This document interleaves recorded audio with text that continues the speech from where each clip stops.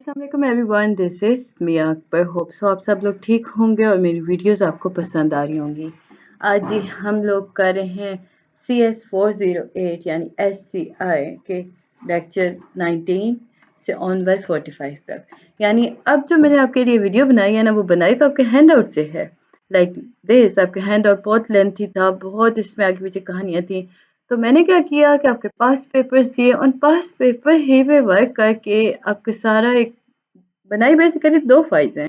एक में हमने क्या किया कि लाइक लेक्चर वाइज के हर इम्पोर्टेंट टॉपिक को उठाया, हर लेक्चर में जितने भी टॉपिक थे सबको उठाया, उनके बारे में बात की, उनमें जो इम्पोर्टेंट आ सकता है उसको सेपरेट करके लिखा, फिर लिखा कि पेपर में जो सबसे ज़्यादा इम्पोर्टेंट टॉपिक है वो क्या है। तो वो सारी चीज़ें हम लोग सेपरेट करके लिख चुके हैं। तो ये इसकी मैं आपको एक अलग फाइल बना के दूंगी। अभी हम चलते हैं आपकी एक ऐसी फाइल जो आपको सेकेंड्स में, या आप कह ले कि with in 25 minutes complete 23 lectures करवा देगी। यानी 19 से 45 तक हम कंप्लीट कर लेंगे। पेपर पैटर्न आपका लाइक के पास पेपर से था, सारा कुछ हम लोगों ने उठाया, हर चीज़ को इम्पोर्टेंट देखा। सैम्पल पेपर स्टाइल के अकॉर्डिंग मैंने फाइल आपकी क्रिएट की।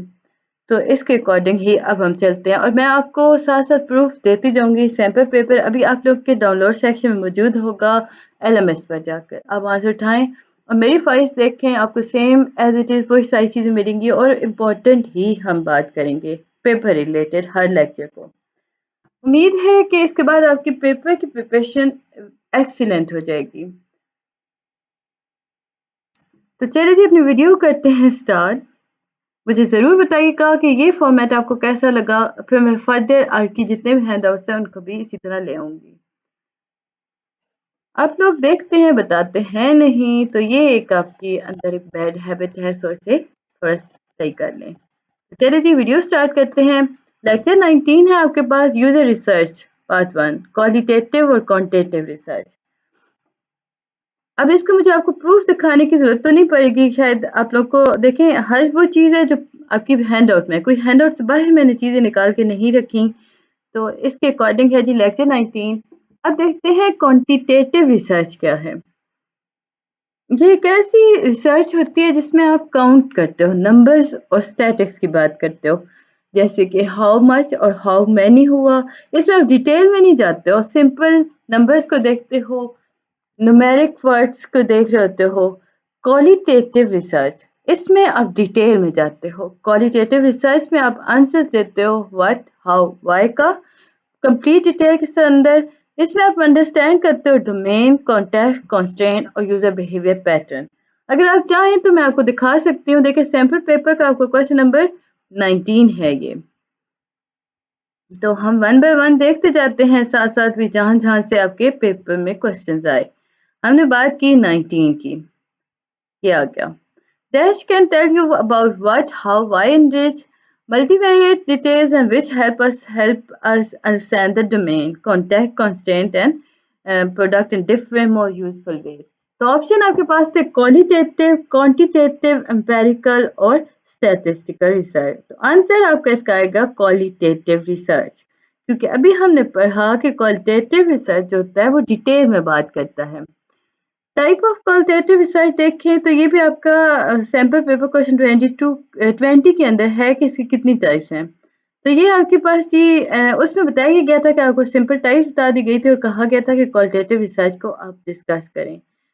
अब हम इसे भी देख लेते हैं लाइक दिस।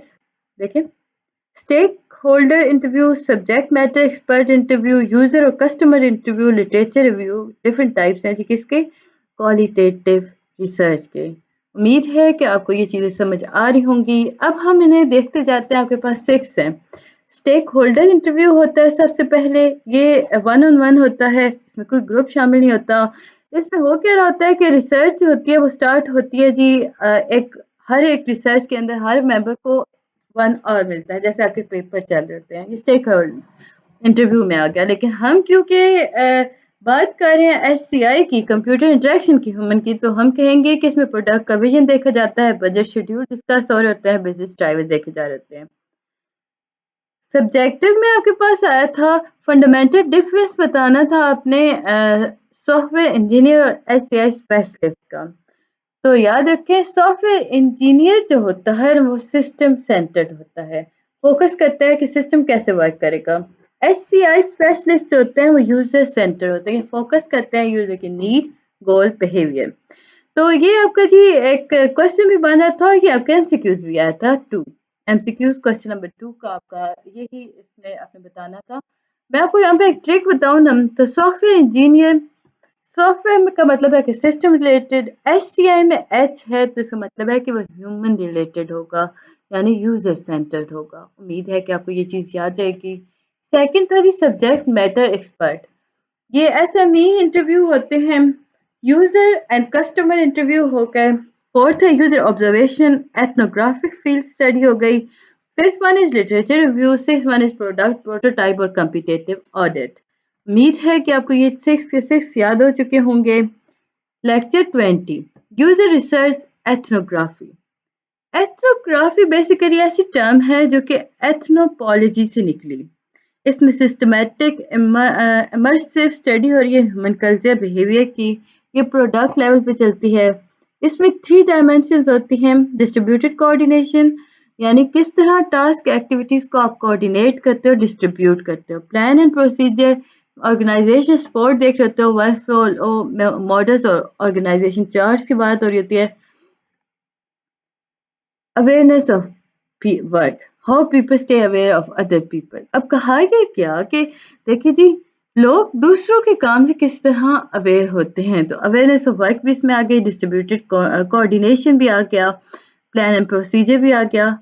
दो मेथड जी इसमें स्ट्रक्चर्ड एथ्रोग्राफिक डेटा फॉर डिजाइन के अंदर यूज हो रहे हैं, that is coherence, view point और कंसर्न्स की बात करता है, और कॉन्टेक्सचुअल डिजाइन। कॉन्टेक्सचुअल डिजाइन जो है इसमें 7 पार्ट्स आते हैं। तो 7 पार्ट्स क्या हैं? कॉन्टेक्सचुअल इंक्वायरी, इसमें फर्दर देखें तो वर्क मॉडलिंग, कंसोलिडेशंस आ गई, वर्क रीडिजाइन आ गया, यूजर एनवायरनमेंट डिजाइन आ गया, मॉकअप आ गया, टेस्ट विद कस्टम आ गया, पुटिंग इनटू प्रैक्टिस आ गया। कॉन्टेक्सचुअल इंक्वायरी देखे तो बाय और हॉर्स बल्ट आपके पास आता है। ये मास्टर अपेरेंटिस मॉडल इसने यूज किया था, इसमें 4 प्रिंसिपल थे।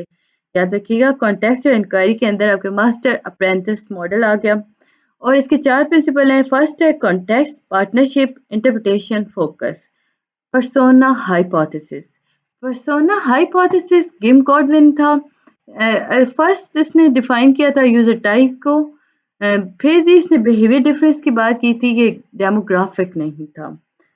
लेक्चर 21 है आपके पास यूजर रिसर्च के अंदर पार्ट 3 है सोर्स, जिसके थ्रू आप इंटरव्यू कैंडिडेट्स को फाइंड करते हो। स्टेक होल्डर हो गया, market usability research firms, friends और रिलेटिव आ गए।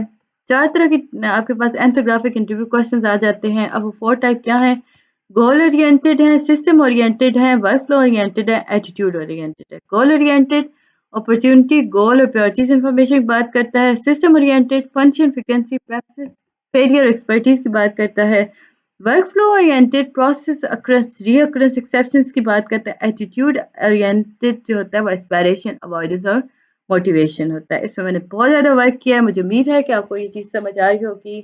तकरीबन 1 वीक मैंने इस पे लगाया है और हर चीज़ को डिटेल में आपके लिए निकाल के लाई हूँ। 2 files, it's not easy task.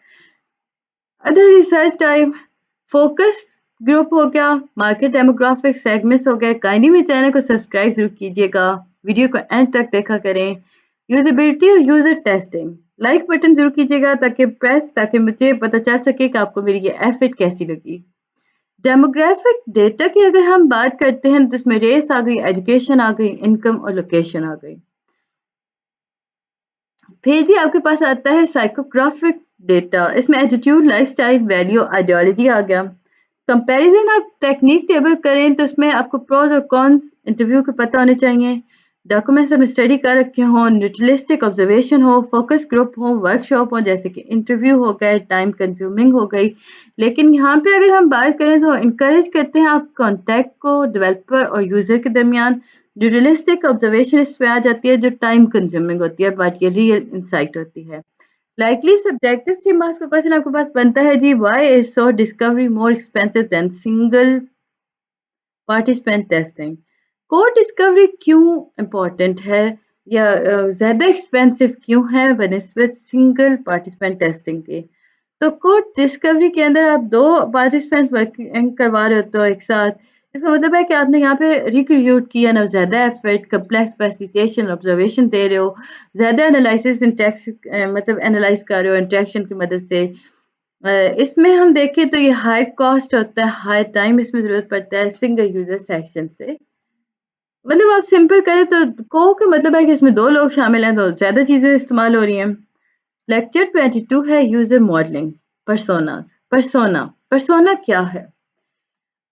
Persona basically एक ऐसा इमेज है कि ऐसा फेक इमेज है जिसे असल की तरह बनाया जाता है बट वो असल नहीं होता। It's not a real person, लेकिन उसे इस तरह डिजाइन किया जाता है कि उसका जो बिहेवियर डेटा होता है वो एथनोग्राफिक इंटरव्यूज की वजह से कलेक्ट हो रहा होता है और उससे वो फेक इंसान जो होता है ना, यानी आपका कंप्यूटर के अंदर जो इंस्टॉल हो रही होती है ना एप्लीकेशन, वो आपके उसके अकॉर्डिंग रिस्पॉन्ड करती है। यूज़र बिहेवियर गोल के ये रिप्रेजेंट कर रहा होता है पूरे डिज़ाइन के अंदर। क्वेश्चन आता है कि व्हाई मॉडर्न? मॉडल जो है वो एम्फसाइज करता है सारे फीचर्स को और डी एम्फसाइज करता है इनसिग्निफिकेंट डिटेल्स को, जिससे आप विजुलाइज कम्प्लेक्स रिलेशनशिप कर सकते हो।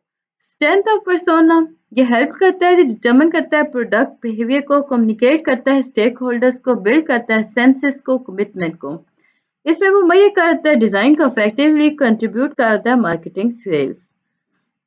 Three user center design issues persona जो अब यूजर सेंटर डिजाइन इशू जिन्हें पर्सोना सॉल्व कर सकता है। इलास्टिक यूजर, इसमें यूजर जो होता है ना, हम देखें तो वो जस्टिफाई अपने हर डिजाइन को जस्टिफाई कर सकता है, स्ट्रेच कर सकता है, इलास्टिक की तरह जिधर चाहे ले जा सकता है। सेल्फ रेफरेंशियल डिजाइन, इसमें यूजर डिजाइनर जो होता है ना वो खुद को एज अ यूजर समझ लेता है और वो उसके अकॉर्डिंग चलता है। लाइक वो समझता है कि ये चीज़ मुझे पसंद है तो लाजमी बात है यूजर को भी पसंद होगी। तो आपके पास पर्सोना जो है वो कहता है रुक जाएं, ये नहीं करना। सेल्फ रेफरेंशियल डिजाइन के अंदर कहता है कि देखिए जी, लाजिम थोड़ी है कि जो चीज़ आपको पसंद है तो वही चीज़ आगे चलेगी। डिजाइन एज केसेस, डिजाइनिंग के अगर हम देखें तो ये रेयर केसेस में होता है। इसमें हम देखें तो प्राइमरी यूजर्स के बारे में बात नहीं की जा रही होती, तो वो कहता है कि रुकें, हर स्टेप को लेके चलें। फिर जी कंस्ट्रक्ट ऑफ पर्सोना कैसे कर सकते हो? पर्सोना का हाइपोथेसिस को रिविजिट करोगे, इंटरव्यू सब्जेक्ट के अकॉर्डिंग मैप करोगे, बिहेवियर वेरिएबल्स को देखोगे, आइडेंटिफाई करोगे सिग्निफिकेंट बिहेवियर पैटर्न्स को, सिंथेसाइज करोगे करैक्टरिस्टिक्स को, गोल्स को चेक कर सकोगे, कंप्लीटनेस को डेवलप कर सकोगे, नैरेटिव को डिजाइन कर सकोगे, पर्सोना टाइप को। टाइप ऑफ गोल देखें तो ये लाइक लेक्चर 22.2 और 22.4 से हम देखें ना तो ये टॉपिक आपके वहाँ से अचीव हुआ है। टिपिकली गोल के टाइप्स क्या हैं? लाइफ गोल हो गया, एक्सपीरियंस गोल हो गया, एंड गोल हो गया। कि टास्क लेवल गोल्स को हम डिस्टिंग्विश करते हैं पर्सनल वाइज। लेक्चर 23 और 24 आपके पास आ गया डिजाइन सिंथेसिस और framework. Scenario step, problem vision statement हो गई, पर्सोना नैरेटिव आ गई। स्टेप 4 आपके पास क्या था?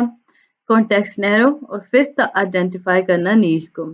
Context scenario, day in the life stories, persona activities की बात करता है, ब्रॉड हाई लेवल होता है, इसमें कोई इंटरफेस डिटेल नहीं होती। नीड टाइप, डेटा नीड होता है, फंक्शन नीड होता है, कॉन्टेक्स्ट नीड होता है, रिक्वायरमेंट होती है।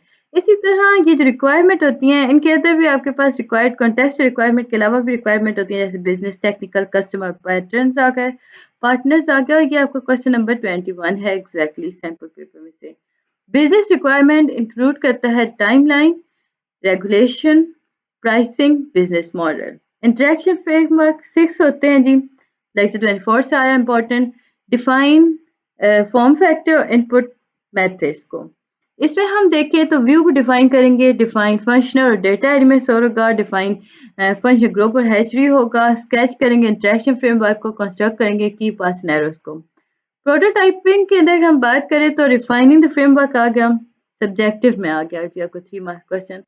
सिनेरियोस जो होते हैं वो बेसिकली वो स्टोरीज होती हैं जो लोगों के बारे में होती हैं, उनकी एक्टिविटीज के बारे में होती हैं और उन्हें जस्टिफाई करना होता है। कॉन्टेक्स्ट सिनेरियोस जो होता है वो डिस्क्राइब करता है ब्रॉड सेटिंग को, पर्सोना मेंटल मॉडल गोल्स और एक्टिविटीज को। इसमें मीनिंगफुल पीरियड्स के अकॉर्डिंग चला जाता है, डे इन द लाइफ। इसमें नैरेटिवली टोल्ड किया जाता है कि इंटरफेस स्पेशीज है क्या। Design synthesis lecture 25 principle pattern imperative. इसमें इंटरेक्शन डिजाइन प्रिंसिपल आ गया, क्लासिक लिस्ट आ गई। इसमें हम देखें तो आपके पास शेंडरमैन स्टाइल आ गया। इसमें 8 पॉइंट होते हैं basically. strive for consistency, enable frequent users to use shortcut, offer informative feedback, design dialogue to yield clear, offer error prevention, simple error handling, permit easy reversal of actions for internal locus of control, reduce short-term memory load. Interaction design pattern versus interaction design imperative अगर हम देखें तो pattern जो होते हैं वो reusable solutions होते हैं, याद रखें। इंपेरेटिव जो होते हैं वो फर्म रूल्स होते हैं, याद रखें जी।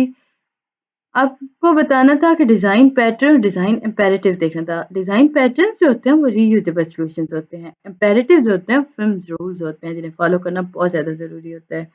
लेक्चर 26-28 है behaviour and form software posture. Software posture, अब ये जो स्टांस होता है या बिहेवियर मोड होता है जिसमें प्रोग्राम जो होता है वो यूजर अटेंशन को अपनी तरफ अटैच कर लेता है। पोस्चर फॉर डेस्कटॉप देखिए ना तो आपके पास आता है स्वीडन। अब देखिए हर वक्त आपकी यानी ये वो है, ये राजा है, लाइक ये फुल स्क्रीन कि फोकस करेगा। आप सारा टाइम जिस पे काम करोगे, शायद घंटों के हिसाब से आप काम करोगे, कंप्यूटर पे आपकी स्क्रीन ओपन है, तो हम कहते हैं कि ये स्वेजन्स हैं और इन्हें हम कहते हैं वर्ड और एक्सेल। ये आपकी एग्जांपल्स थी। आप आए घंटों काम किया।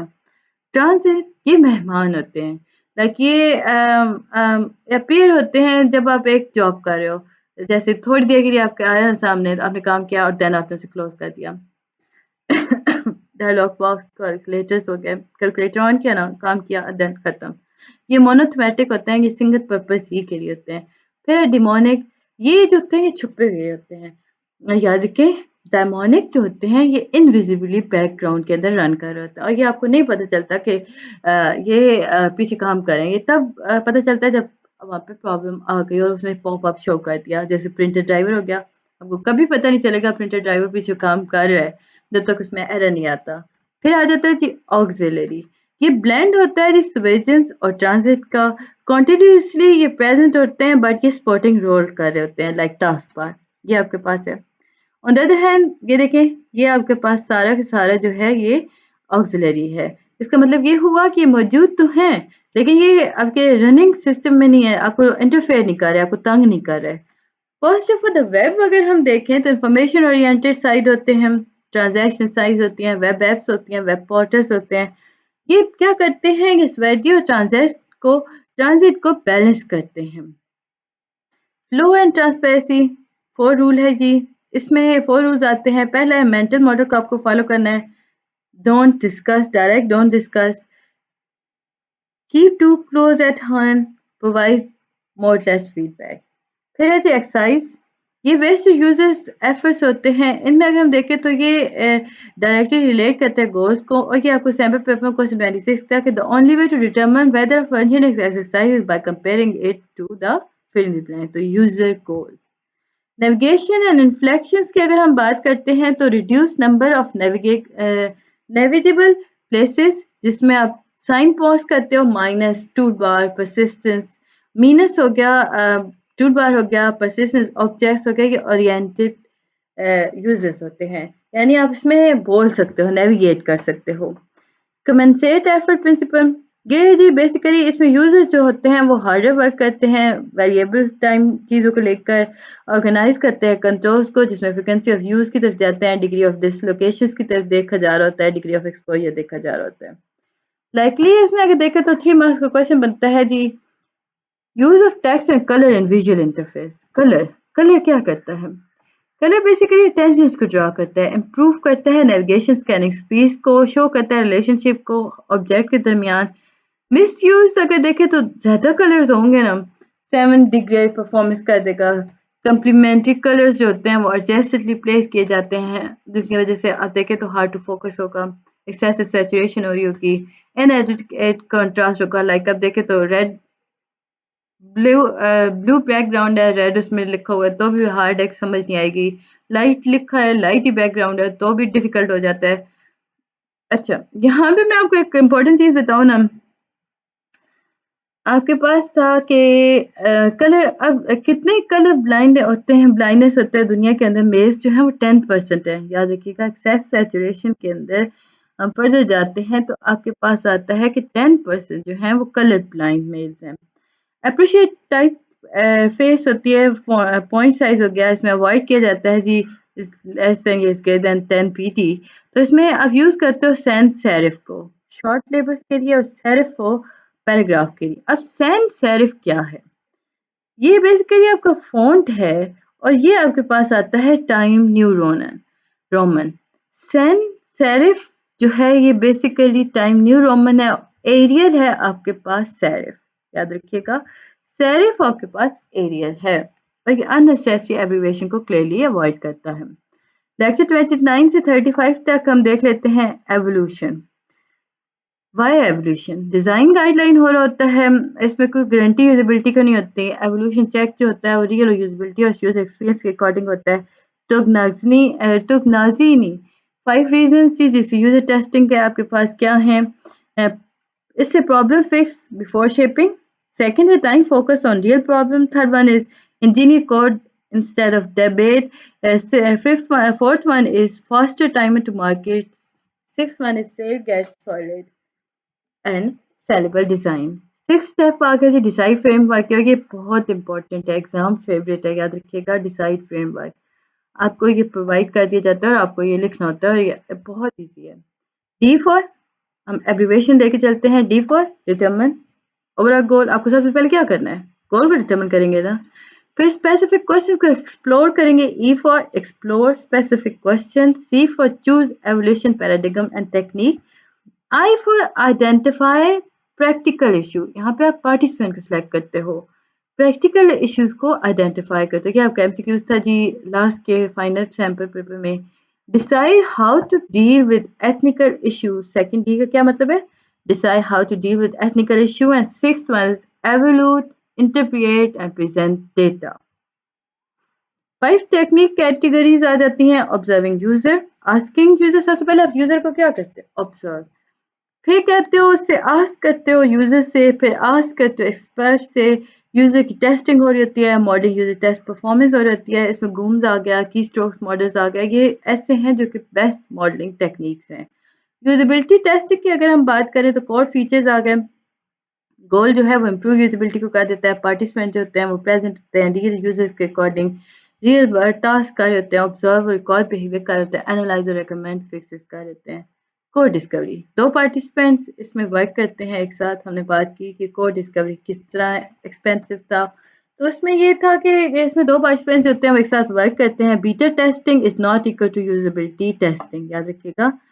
बीटा टेस्टिंग जो होती है ये टू लेट होती है, इसमें फुली कोडेड प्रोडक्ट आपके पास आता है। फीडबैक जो होता है वो अनसिस्टमैटिक होती है, इसमें कोई डायरेक्ट ऑब्जर्वेशन नहीं होती। टास्क जो होते हैं वो कंट्रोल भी नहीं होते।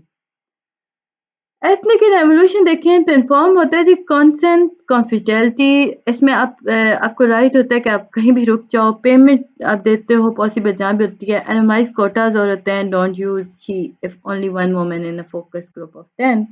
तो आप कभी भी अगर आपके पास ग्रुप है जी 10 का, उसमें आपकी औरत को डिस्कस करें तो आप कभी नहीं कहोगे शी, आप स्पेसिफिक औरत की तरफ इशारा नाम लोगे और तब बात करोगे।